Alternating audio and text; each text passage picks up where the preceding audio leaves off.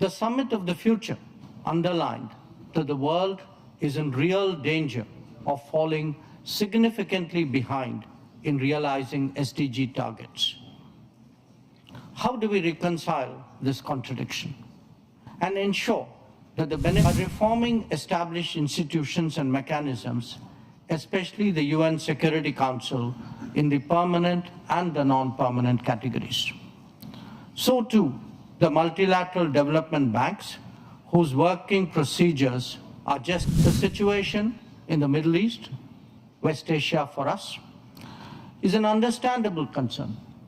There is a widespread anxiety that the conflict would spread further in the region. Maritime trade has also been deeply affected. The human and material consequences of further escalation are truly serious.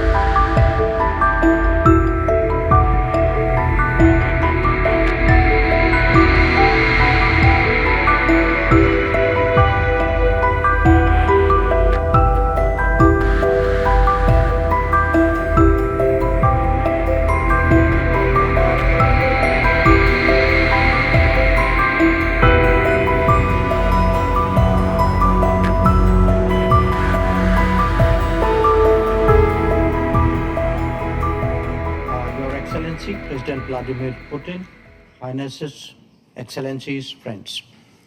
It is my honor to represent Prime Minister Narendra Modi at the BRICS outreach segment. I convey his greetings to all of you. Let me join colleagues in thanking President Vladimir Putin for the excellent arrangements and the warm hospitality.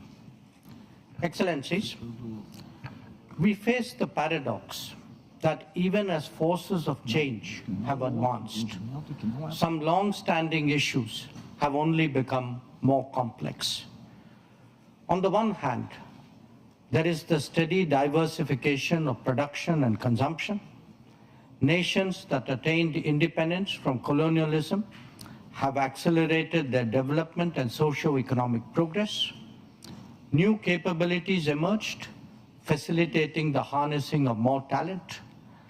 This economic, political, and cultural rebalancing has now reached a point where we can contemplate real multipolarity.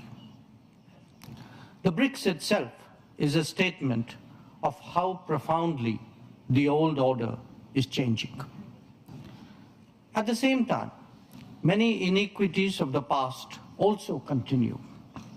In fact, they have assumed new forms and manifestations. We see that in the access to developmental resources and modern technology and efficiencies.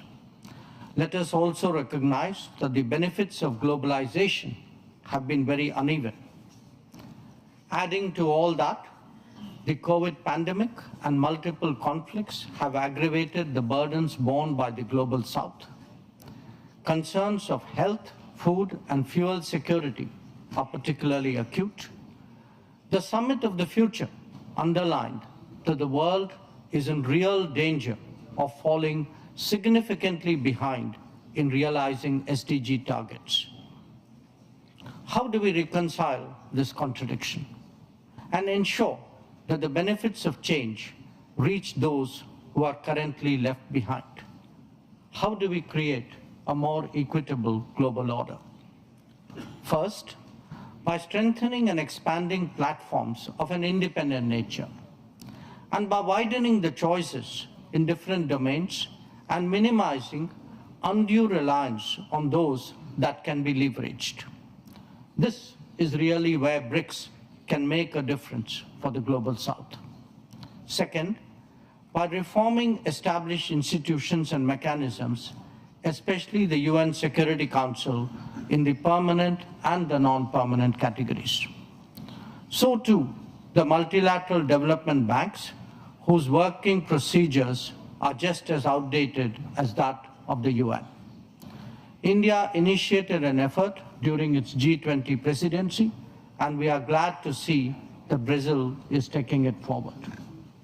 Third, by democratizing the global economy through creating more production hubs.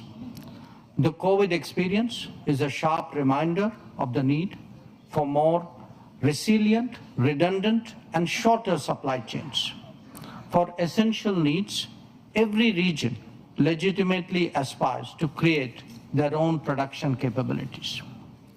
Fourth, by correcting distortions in global infrastructure that are a legacy from the colonial era. The world urgently needs more connectivity options that enhance logistics and mitigate risks. This must be a collective endeavor for common good with utmost respect for territorial integrity and sovereignty. And fifth, by sharing experiences and new initiatives. India's digital public infrastructure, its unified payment interface, the Gati Shakti infrastructure all hold a larger relevance.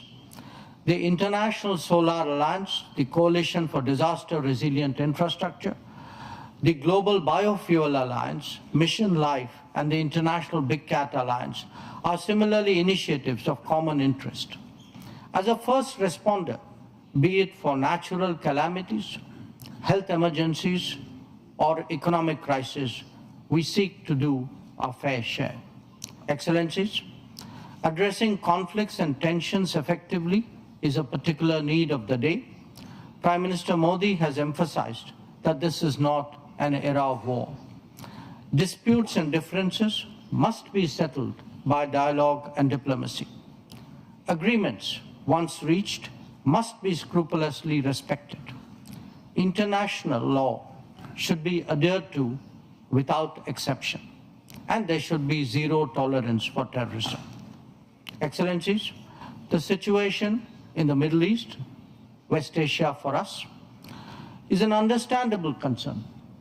There is a widespread anxiety that the conflict would spread further in the region. Maritime trade has also been deeply affected. The human and material consequences of further escalation are truly serious. Any approach has to be fair and durable, leading to a two-state solution. Excellencies, we meet in difficult circumstances. The world must be prepared to think afresh on long-standing challenges. Our gathering is a message that we are indeed prepared to do so. I thank you for your attention.